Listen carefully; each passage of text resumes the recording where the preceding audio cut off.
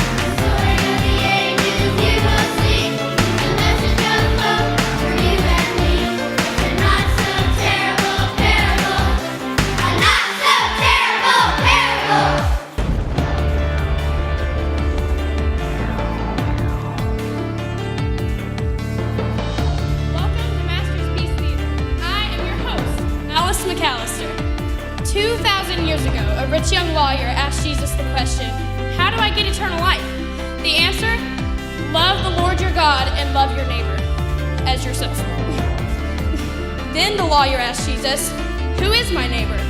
Instead of answering that question, Jesus told a fascinating story filled with mystery, danger, surprise, and truth.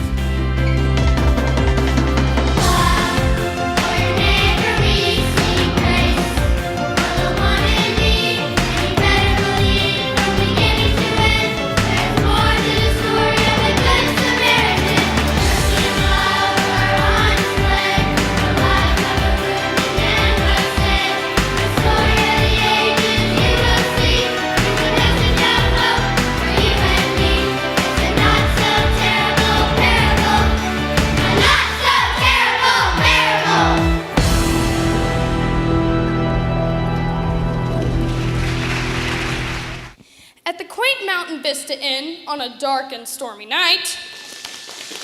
In 1939, guests are assembling in the drawing room for a quiet dinner to follow. However, the evening will be anything but quiet.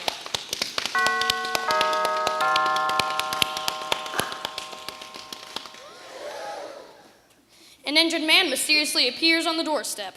Who is he? What happened to him? What does it all mean? You may be shocked. You may be amazed.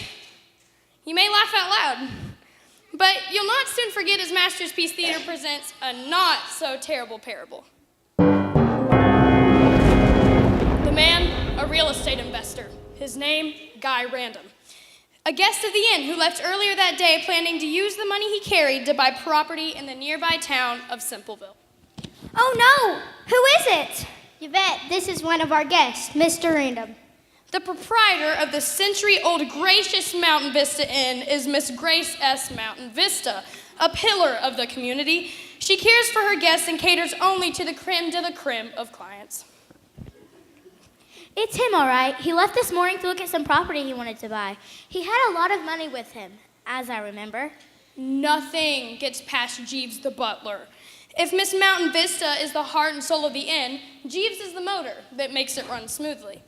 The last thing I remember, I was getting on the toll road to Simpleville. Are you all right? I'll be okay, I guess. But my money, it's gone. All of it. Oh no! You were robbed and beaten! Do you need a doctor? I say it would, but it appears that I've already been bandaged and treated. Oh no! You were robbed and beaten by a doctor! If Jeeves is the brains of the Mountain Vista Inn, Yvette, the maid, isn't. But as everyone knows, no mystery can be told without a maid and a butler. No, you bet. Doctors don't rob and beat people. Robbers do. Of course, robbers. The name gave it away. No? Okay. Clearly, Mr. Random was in no condition to get back to the inn by himself, so someone must have bandaged his wounds and brought him here. Look, envelope. This wasn't there when I left. There's writing on it. Please take care of this man. I found him on the toll road to Simpleville. This should cover it for now. If you need more, I'll give it to you later. There's almost $100 in here. Who gave this to you? Who brought you here? I have no idea. I remember nothing. That's terrible! Oh, and Yvette's a little dramatic. No other clues? The only thing I've still got is my watch. It appears it's been stepped on. That's probably why they didn't take it.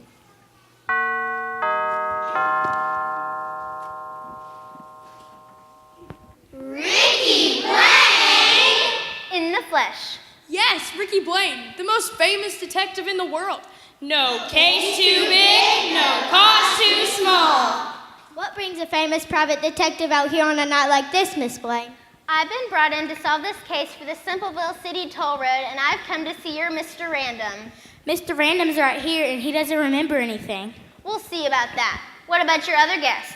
I'm not very sure we can be of any service, Detective Blaine. All of our guests were in the house all evening. All of them? Well, except for the lawyer, Jenny Barrister, and the door-to-door Bible seller, Brooks Binder. They're checking in later tonight. Whew, what a terrible storm. That's probably not perfect after all. Well, looks like the gang's all here. Why don't you all take a seat? Nobody leaves this room until we find out who done it.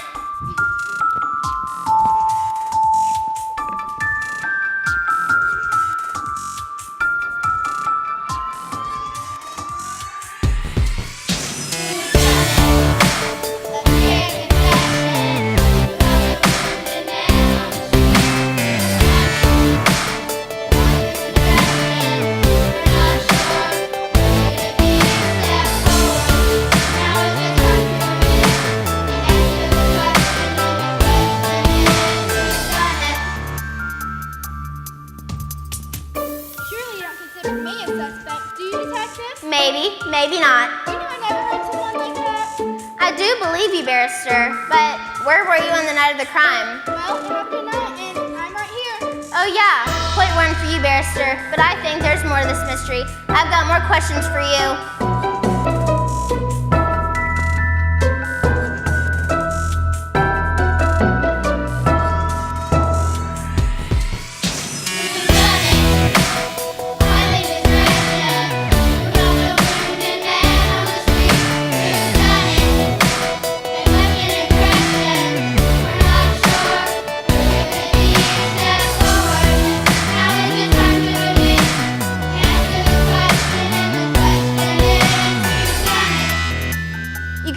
You want to tell me, Binder? I don't have any idea what you're talking about. You afraid I'll throw the book at you? Not at all. Books are my business.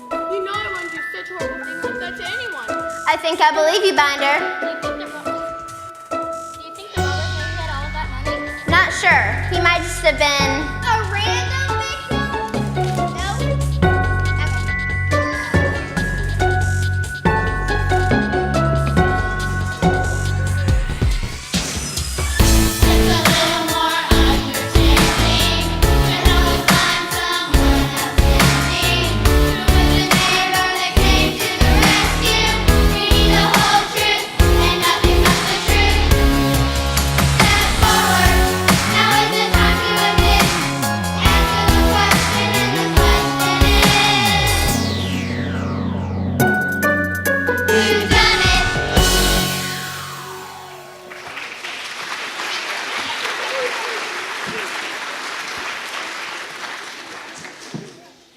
Well, the plot thickens. Who came to the aid of the poor, injured man? Is the person who saved Mr. Random in the room? What about the robbers? Oh my, I can't wait. Let's get back to our story. My turn.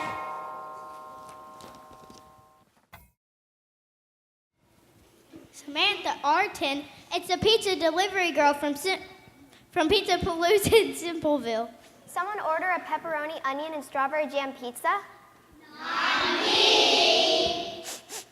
That's an unusual smell. It's familiar. That's strange. They usually don't get the address wrong. Even if there was a mix-up, I'm just glad you're here. We need food. The power just came back on, and I have not been able to cook. It's cold. Oh, well, I had a long drive. But it's not that far a drive from Simpleville. It's been a longer trip than usual tonight, trust me. Well, have a good night. She seemed in quite a hurry to leave. And the pizza was cold. Like she was doing something else, like robbing. Not now, Jeeves. All right, spill it, Barrister. What happened tonight? Detective Blaine, you tell me. Very well. Lucky for me, I brought along my flashback set. Bring it in. Flashback set. What's a flashback set? What's a flashback set? It's the latest thing. Everybody is so visual today. You can't just tell a story anymore without show and tell. How does it work? I tell the story of what happened, and the flashback artist acts it out so you can understand the facts.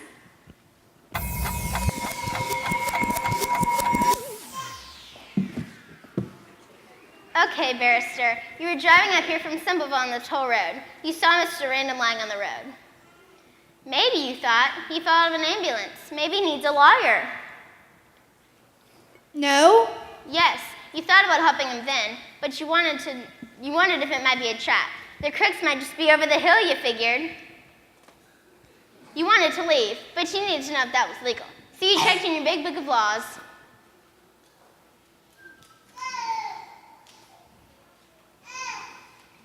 And that's when you left him in the mud. But you see, Barrister, I matched your tire tracks. So? It's coming back to me. Somebody checked on me, then drove away on the other side. A big car, a Packard, just like the one. Miss Barrister drives. So you may not have been one of the robbers, Barrister, but it appears that instead of helping the wounded Mr. Random, you hightailed it out of there. Nice story, Detective, but the law is based on evidence, and you have no evidence. Don't I? Yvette, bring out Miss Barrister's big book of laws.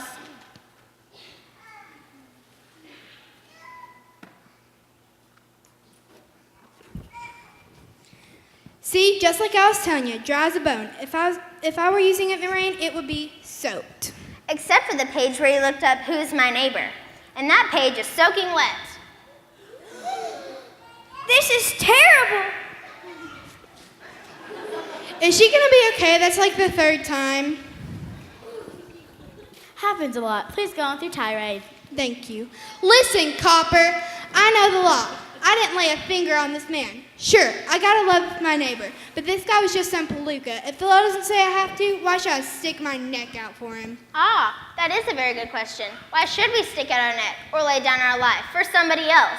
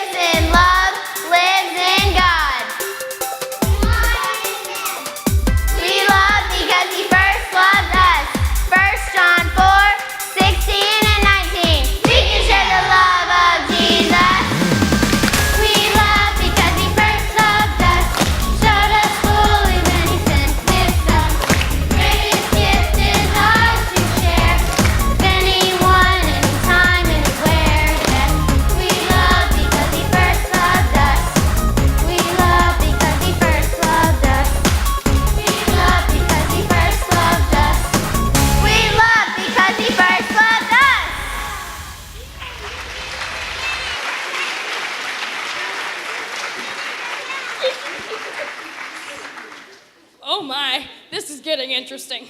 Well, if Miss Barrister wasn't the robber and she didn't save Guy Random, that appears to only leave one suspect, Brooks Binder, the door-to-door Bible seller. If someone who makes his living with the Bible wouldn't save a poor, injured victim, who would? And if he didn't, why not? Who could that be on a night like this? Aha, it's Miss Samantha with the pizza in the doorway. What are you doing here? Again.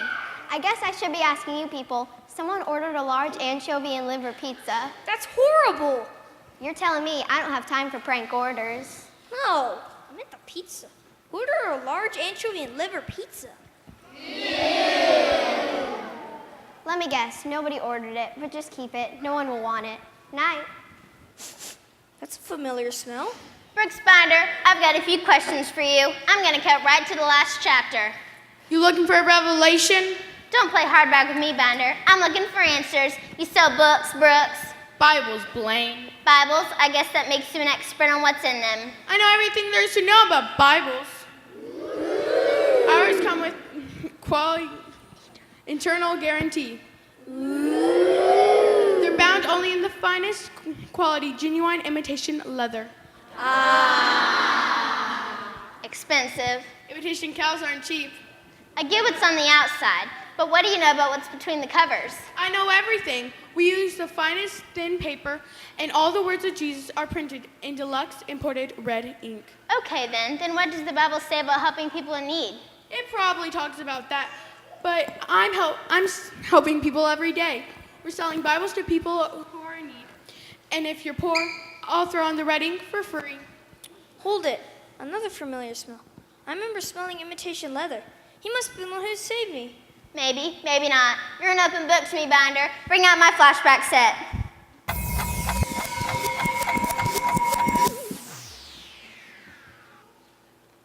You were driving along and you saw something in the road. You got out of your car and walked toward the man. You didn't recognize him as one of your customers, so you went back to your car. But when you did, your foot got stuck in the mud. I'm not spineless, Blaine. You're writing fiction. I'm writing nothing. You already wrote chapter and verse. Whoever left Mr. Random stuck their foot in the mud, and when they pulled it out, the bottom of their left shoe came off. You don't mean. Yes, whoever left Mr. Random in the mud lost their soul. You're saying I have no soul? Well, if the shoe fits. Not so fast. Take a look at your left shoe, Binder.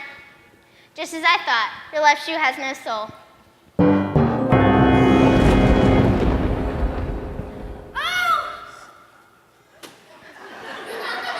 Hey, she's supposed to yell, "It's terrible," first. So what about loving and helping your neighbor, Binder? It's not my fault. He was muddy. Can you imagine getting new Bibles muddy? No one will buy a muddy Bible. Besides, he's not my neighbor. I've never seen him before. You just don't get it, do you, Brooks? What? It seems you spend a lot of time with the Bible, but not enough time in the Bible. Or better yet, letting the truth of God's Word get from here into here.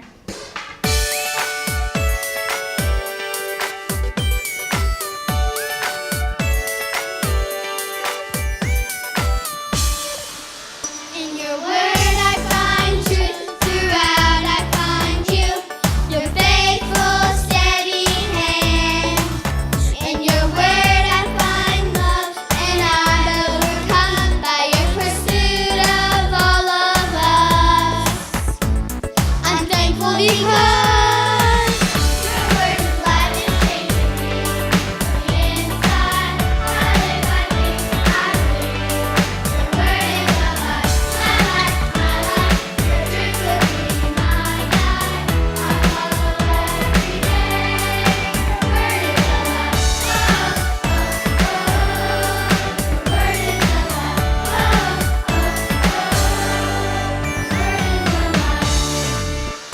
Your word is the light.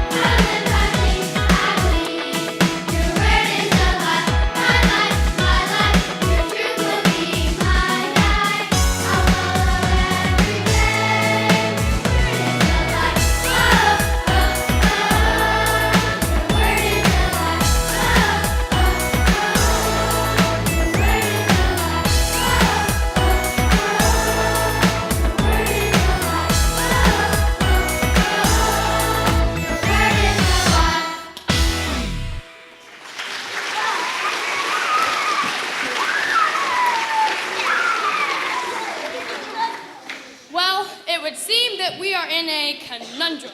I don't know what that is, but I believe we're in it. We know now that neither Barrister nor Binder saved Guy Random, and neither of them was involved with the robbers. Everyone else has an alibi. Or do they? That leaves only one person. Pizza delivery. Samantha! Well, look what we have here. Could it be Mr. Random's wallet? Empty. What do you have to say for yourself, Samantha? I just found it on the toll road. The robbers must have thrown it away. I was on my way to bring it back.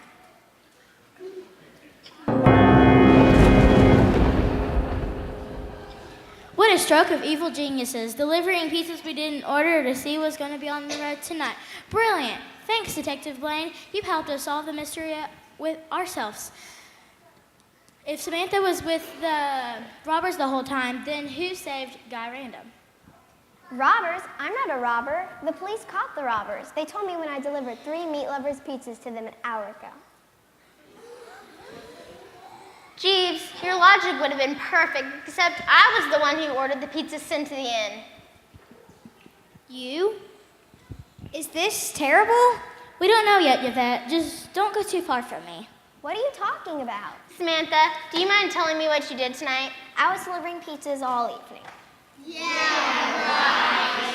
Anything unusual happen? You mean on the toll road? Yeah, I found that man right there who looked like he had been robbed. Don't you remember? No, not really.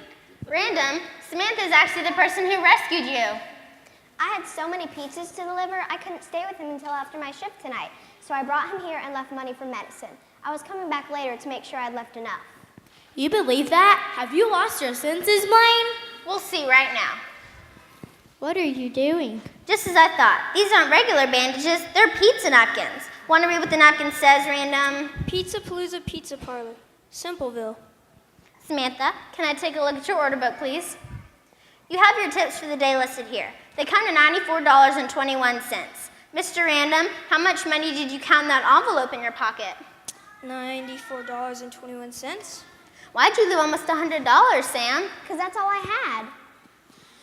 That's why I remember the pizza smell. Why didn't you tell us? You didn't ask. I mean, it's nothing special. Any of you would have done the same thing, right? I mean, Jesus rescued me. He had mercy on me. How can I not help someone else who needs mercy, right? Right? Oh, gosh.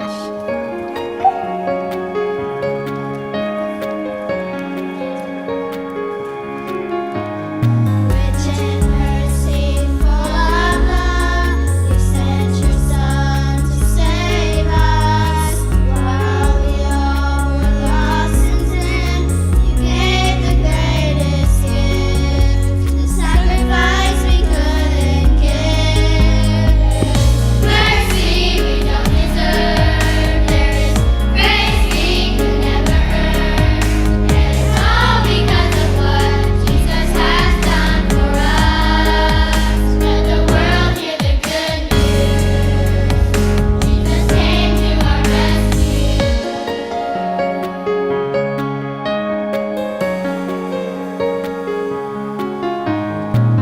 Sinner's life he came to live, a sacrifice he came to give. And all who calls upon the name of Jesus shall be saved. Our God has made a way. There is mercy we don't deserve. There is grace we could never earn. It's all because of what Jesus has done for us. Let the world hear the good news. Jesus came to our rescue. For all have sinned and fall short of the glory of God. Romans 3:23. But because of his great love for us, God, who is rich in mercy, made us alive with Christ, even when we were dead in transgressions. It is by grace you have been saved. Ephesians 2:4-5.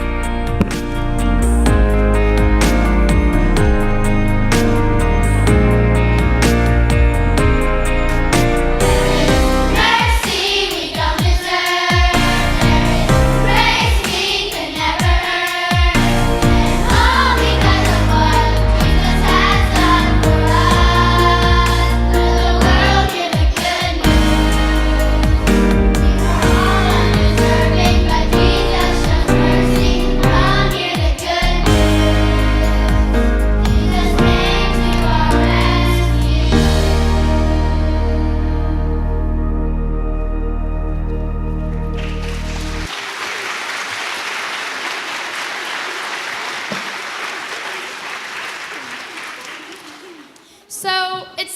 mystery has been solved. Or has it? Ginny Barrister is an expert in the law. Brooks Binder knows every word of the Bible, cover to imitation leather cover, in black, white, and red. Why then would they both ignore an injured man and leave him in the mud? What would we do? Should we be surprised that the lowly pizza delivery girl was the only one to stop and rescue the man? And why do I keep asking questions when I already seem to know the answers? Well, my work here is done. The robbers are in the slammer, the steranium is on the mend, and the toll road is safe. Simply brilliant, Detective Blaine. How did you solve the mystery? It's the oldest trick in the book. Distract someone enough with a small thing and they'll completely miss the big picture. But in a way, I'd say you all solved it yourselves. Right, Miss Barrister? Yes, it seems as if I fell for the old trick. I focused too much on the letter of the law and missed the most important part. Love God and love your neighbor. What about you, Binder? Any easy to read this story now? I'm ready to turn the page, Detective. Even though I only need to sell one more Bible this month to get a sales bonus, I'm not going to sell this one. I think it's time I really know what's inside those covers. I think it might change my life. And I owe you an apology, Samantha. I was so focused on seeing the worst in people, I even forgot about my own neighbor. You're right, Yvette. That's terrible. But there's still one more important mystery to solve. What's that? It's called the mystery of what I am going to serve for dinner.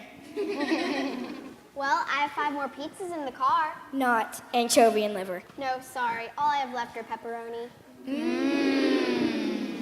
If my watch still worked, I'd say it's pizza time. Regardless of what time it is, I'm buying it.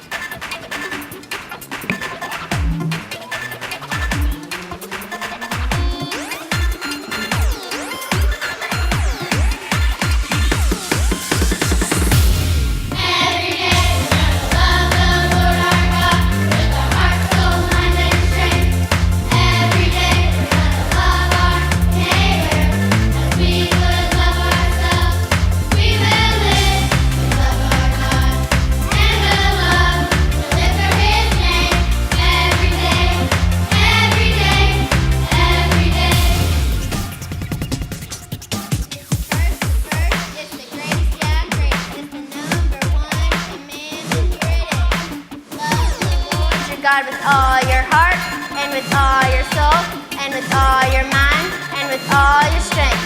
The second is this: love your neighbor as yourself. Mark 12:30-31. Every day we're gonna love the Lord our God with our heart, soul, mind, and strength.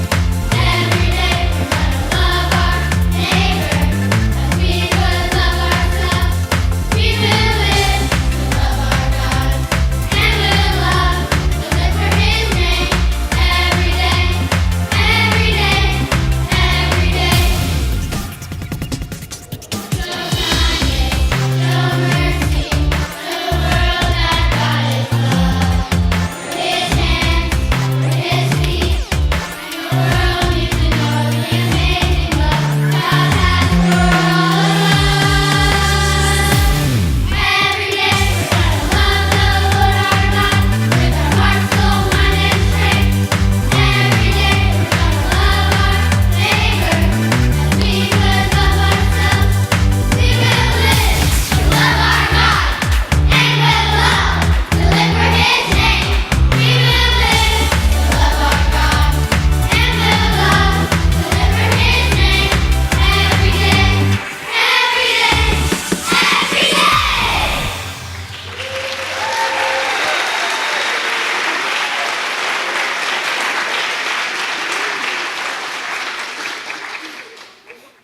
Whether or not we realize it, we're all like the man left for dead in the parable of the Good Samaritan. The Bible says that we were dead in our sins.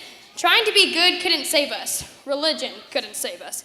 But Jesus, the true Good Samaritan, came to rescue us. He was despised and rejected. He was beaten so we could be whole. He was whipped so we could be healed. Jesus paid the cost so we can live. Because Jesus has been such a good neighbor to us, we can be good neighbors to others. Now, you may be wondering what happened to these people after that fateful night. Yvette, Grace, and Jeeves still had a job at the inn, but this time they watched out for their neighbors. Jenny Barrister and Brooks Binder realized the emptiness of their attitudes and together formed a nonprofit organization to patrol the highways and help those in need. Samantha moved her pizza shop to the Mountain Vista Inn, where it was wildly successful. Every day, several pizzas get mysteriously delivered to hungry people who didn't order them. Mistake, or someone being a good neighbor. And Guy Random, he went into business selling flashback sets to church drama groups.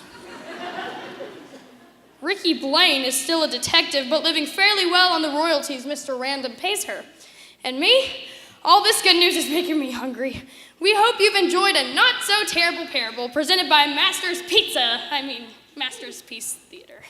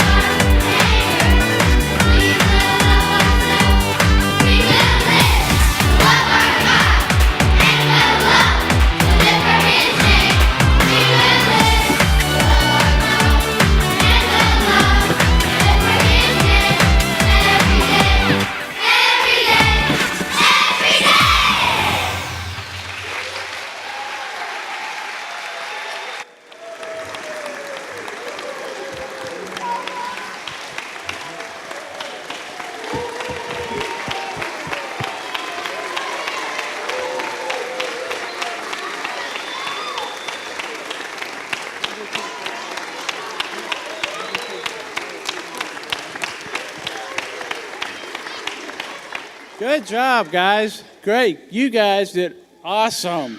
These guys worked really, really hard all week. I want to thank our parents for making sure they got here. They did a very, very good job. Cammie worked so hard all week, along with Abby and Dan. We're here all week to make sure this thing happened. The interesting thing was we had some kids who could not be here for the performance, but they came to the camp all week just because they didn't want to miss it. And that just says a lot about it to me. Cammie taught lessons along the way, Bible lessons, as a part of what they were doing. They were learning to sing and to choreograph, and they learned Bible lessons along the way. So that was just really fun to watch and to see what all they did. Thank you guys for being here, for everything that we've been able to witness and see how far they came in a week. It's amazing to see. They didn't know any of the music. And by lunchtime the first day, they had 2 songs down. It was just, I couldn't believe what all they accomplished and how quickly they did it. So Mr. Dan's going to say a prayer for us, and then we can congratulate these guys. Let us pray. Our dear Heavenly Father, we want to thank you for this day, and we want to thank you for this group of young people. It was a privilege to me to be able to have a week to work with them, and they are just awesome. And I think you can see from this performance, Father, just how much they love you and how much they put into it and how they wanted to know, everyone that was here, just how they feel about God. We thank you very much and for all that you do for us. Amen. Good job. Thank you. Thank you, guys. Let's congratulate these guys. Hold up.